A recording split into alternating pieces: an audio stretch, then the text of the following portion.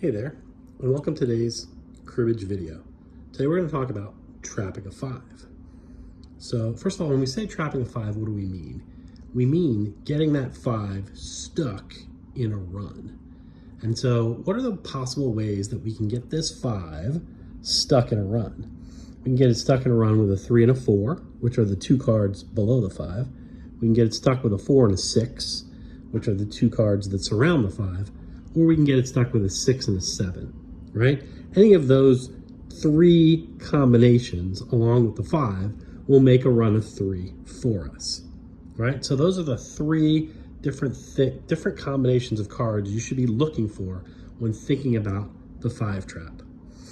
All right, now let's pretend that this is the dealer, this is our opponent's hand. It's got 2 jacks, a 10, and a 5. And we're gonna try and trap that 5, right? So let's take a look at this first hand here. We're gonna use 8, 4, 3, 2, right? So we've got that 3 and the 4. Those are the two cards that we need, two of the cards that we need to trap that 5, right? So the opponent's gonna lead a jack, and we're gonna play an 8 on that jack, right? And then they're gonna play another jack, say, and then what we could do, we could make it 31, right? And take the 2 points, right? But what if instead we play a 2, right? And we make the count 30, right? We get a go. We've given up a point, but we've kept that 3 and the 4 to try and trap that 5, right? So then on the next play, our opponent leads a 10, we play a 4, our opponent plays the 5, we play the 3, we've just trapped the 5, we've got 3 and a go is 4, so we've pegged 5 total, right? If we did it the other way around and we took the 31, we would have only pegged 3 total, right? So playing it this way, we got 2 more points and we trapped that 5. All right, let's reset. Here's another way as the dealer. Let's look at a different hand here. So another kind of common hand, right? There's a lot of common hands, right? You'll find that hands repeat themselves a lot in cribbage, right?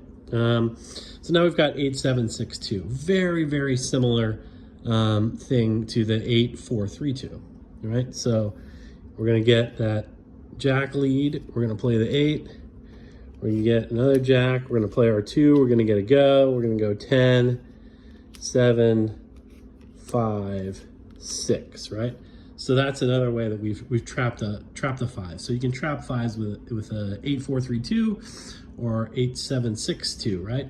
And there's lots of different combinations of hands that can trap 5s, right? As long as you have those key cards, right? The 6, 7, the 4, 6, or the 4, 3.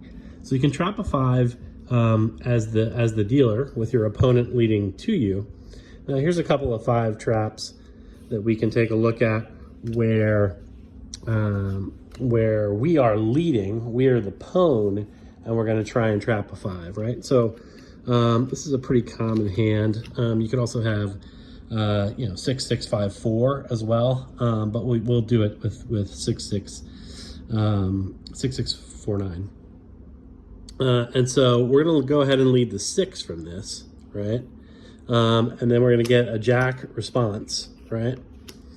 And then we're going to play our other 6 and make the count 22, right?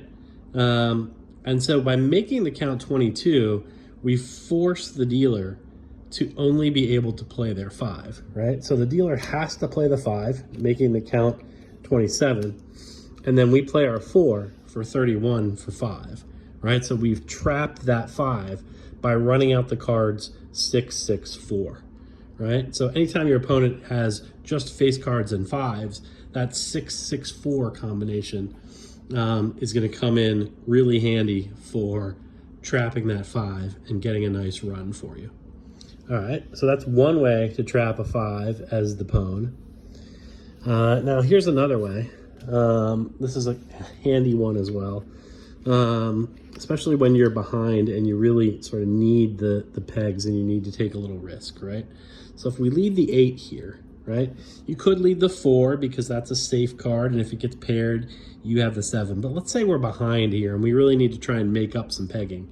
and not really just trade off pegging with the dealer, right? So the dealer's going to respond with their jack. Now they could play the 5 there on the 8, but let's suppose that they play the jack, right? Now what are we going to play here? We're going to play the 4, right? Again, running that count to be 22.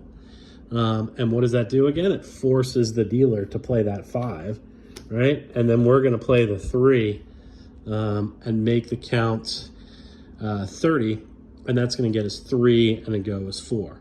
So again, making that count 22 and having that 8-4-3. So anytime you have an 8-4-3, you have the potential opportunity to trap that 5.